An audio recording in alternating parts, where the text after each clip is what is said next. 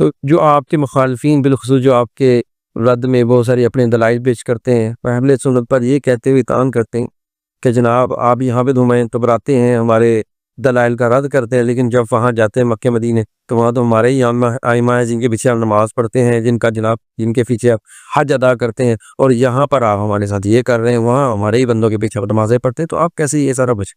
पहली बात तो ये कि हज किसी के पीछे पढ़ने का नाम नहीं है, किसी के पीछे पढ़ना ये हज नहीं है, ये हज के अरकान में से नहीं है। अच्छा, जो हज के बुनियादी जो अरकान है वो तो है एहराम बांधना और 9 ज़िलहज्जा को मैदान अरफात की हाज़िरी और तवाफ, ये 3 हज के अरकान हैं। और बाकी जो वाजिबात हैं उनमें से कोई भी किसी के पीछे पढ़ना है ये हज इसको नहीं कहते, ठीक है ना। हज जो है बगैर किसी के पीछे पड़े ही अदा हो जाता है। और बाकी रह की बात ये कि बना कब्जा किसका, कि ये कब्जे तो ज़ाहिर है कि बदलते रहते हैं, कभी किसी की हुकूमत आ जाती है, कभी किसी की हुकूमत आ जाती है। एक वक्त वो था कि तकरीबन 200 साल तक मक्का शरीफ में राफजियों शियों की हुकूमत की। 350 हिजरी से लेकर आप तारीख पढ़ते देखें, अलबत्ता इब्न निहाया में हाफिज़ इब्न कसीर ने उसकी तफसीर बयान की है और दीगर किताबों के अंदर मौजूद है।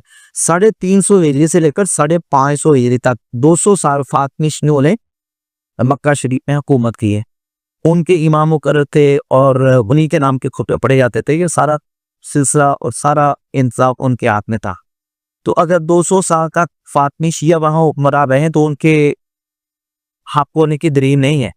तो अगर 100 साल से नैगियों की हुकूमत आ रही है तो ये उनके हक होने की दलील नहीं है ना।